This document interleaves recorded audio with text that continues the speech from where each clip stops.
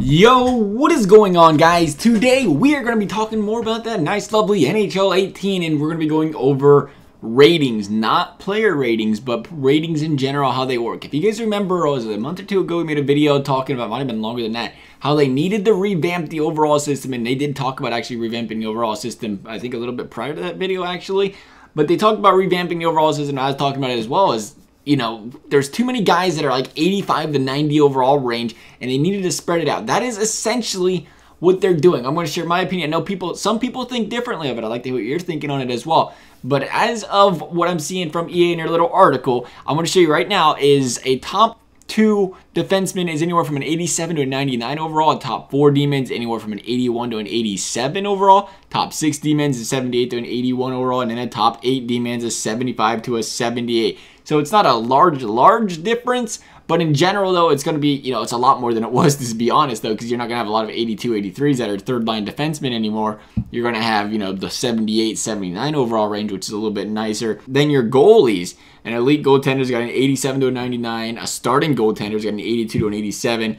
And a backup goaltender's got a 75 to an 82. And then finally, forwards, the fourth-line forward is a 75 to a 78 overall. 78 to an 80 overall for third-line checking forward. Third-line scoring forwards an 80 to an 82 overall. A second-line forwards an 82 to an 85. And then a first-line forwards an 85 to an 89 or 99. As you can see, there is a lot bigger difference this year when it comes to stuff like that. So hopefully they take into effect. I'm assuming when they say first-line forward, it's like the potential thing, like AHL top 6, you know, left wing or something. That's what they're referring to right there. And that's how they're going to come up with overalls. But then again, that might not be right either, because you talk about a guy that just got drafted. He's going to be a 65, 70 overall.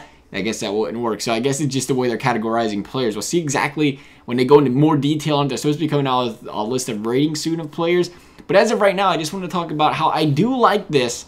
Mainly for hot, it doesn't bother me as much for offline. Well, it does on versus and stuff. I like having a little bit different, because see, the thing is, we've talked about this before. You shouldn't be, the best team in the league shouldn't be a 92 and the worst team's an 86. You go to other games, you know, I always compare it to Madden. Yeah, same thing, different story, different day. But Madden, you know, best team in Madden's like a 92, and one of the worst teams is like a 70, 72. Well, that's how it should be. I know Madden's different than NHL because NHL's got minor leagues. Well, you just got to lower the minor leagues overalls a little bit more and you're fine, because at the end of the day, you got to have some sort of discrepancy in the good teams and the bad teams. There has to be a difference, and they talked about lowering them overalls, and they're going to do it for HUD, I'm assuming, as well. And I know what people don't like about HUD and overall lowering is, you know, it slows the game down. They played the beta, and it's like, well, this is slower paced. Well, that's how it is.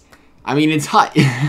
You got to build your team up. When the year goes on, those overalls get better. Those players will get faster. I mean, yeah, it might be slow now, but that's the beauty of playing something like Ultimate Team. You got to go. And if you're worried about slow pace right now, you can't just go get a whole team full of 87, 80, 88 overalls right now and be satisfied. You might have to go get 83, 82 overalls with more speed. I think that's the thing, too, is that it adds a little bit more aspect to the whole building a HUT team thing. But I think the biggest thing, obviously, is, you know, now if you lower the overalls a little bit more in HUT, you don't have to worry about Sidney Crosby being a 99 overall in January. You can say, yeah, you're still going to have them people with the cheese players and all that other stuff, but at least it keeps you interested in HUT longer in the year, because guys start hitting 99 overalls, and you have all these 99 overalls, and yeah, it seems nice and everything else like that, but then again, there's so many 99 overalls, it's like, well, it lowers the value of owning a 99 overall, quite frankly. Personally, I love the change. I know there's people that don't like it, but I do.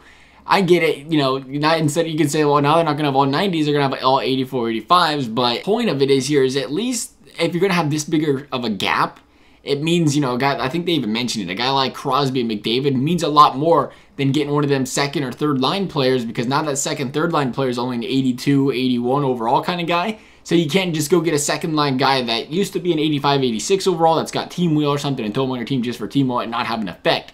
Now you go get an 81, 82 overall, and you know another guy's got a team of 88, 89, 90 overalls. There's going to be a lot bigger of an effect, because there's a bigger gap between the elite players and the solid players. And I think it just makes building a HUT team that much more challenging, that much more fun. And like I said, during, you know, they talk about franchise mode and stuff like that. That's a completely different story. Maybe it's going to make the trade value and stuff like that. It's supposed to edit it, mess with it a little bit more like that, make stuff a little bit more valuable. Again, that's nice to have. You want to have, in my opinion, you want your best players in the league to be the best players in the league. You don't want to go out there And I know that's one thing that always drives me crazy is you go out there and you play with a Crosby and a McDavid. That was a problem this year.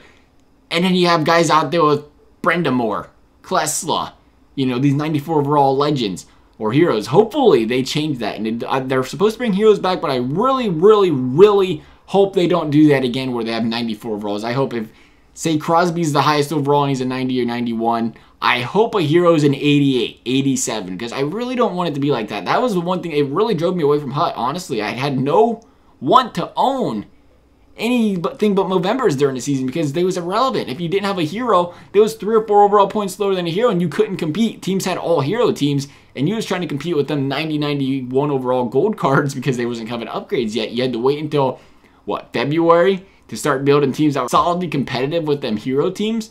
So I definitely hope that's something that gets changed too, is them hero overalls. But I think, like I said, I think the overalls is a good thing. I just wanted to share with you guys what I thought about them. I wanted to show you exactly how the overall tier system worked. Let me know what you guys think. As always, I hope you enjoyed the video. Thanks for watching, and we'll see you next time.